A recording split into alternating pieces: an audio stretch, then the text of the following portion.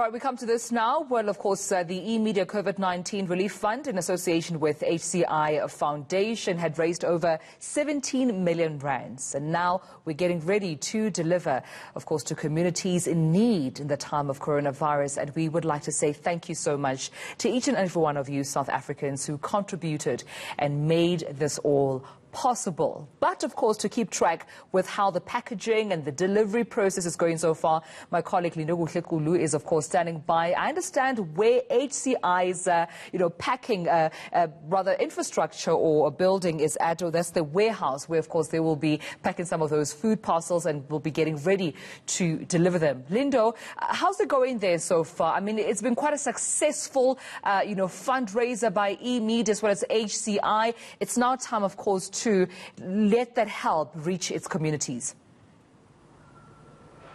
I think, Tumelo, one of the most satisfying things is that to all of those that actually reach out not only into their pockets but also into their hearts and try to help those that are in need, particularly during the COVID lockdown, what will be satisfying is exactly what I am seeing. And I'll allow Teddy, my colleague, to just show you around those boxes, about hundreds of them in this big warehouse. And of course, groceries in other places there is exactly what is translating to. This is exactly what South Africans have done for other South Africans that are in need. And of course, you are not seeing the hive of activity taking place at this stage because these workers that have been working tirelessly around the clock are of course on lunch. But what you are seeing, of course, are traces of some of the work they've been doing here. This is, of course, what I always say, boxes of hopes that will be sent to different communities through various NGOs to give to those that are in need at this stage. And Teddy, my colleague, basically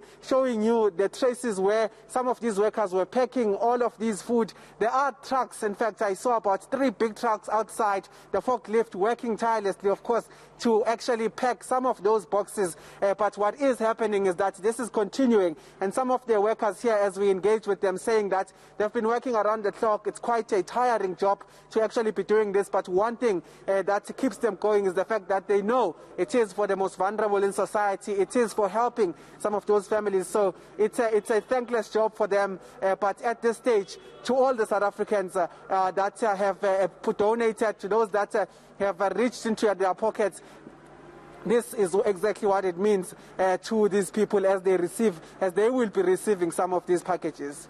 All right, then. Lido, before I let you go, I mean, in terms of timelines, when can community members expect those deliveries of food parcels to be made?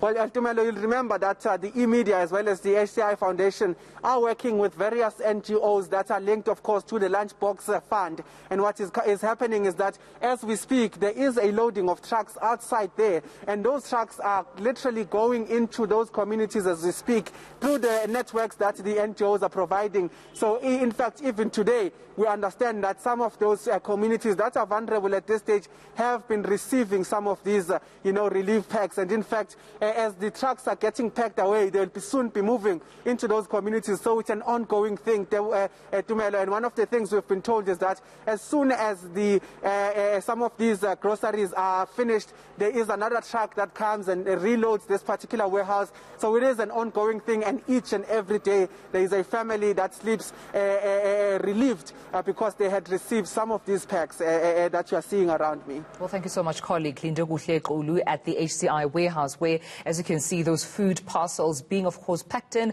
They will be, of course, loaded into trucks. Some have already been loaded. Other communities have already received their food parcels. But it seems to be a hive of activity which will be ongoing. And we, of course, encourage you to continue doing your best to donating and helping where you can to ensure that, in as much as the economy is negatively affected, rather, that you're doing the best that you can to assist other South Africans.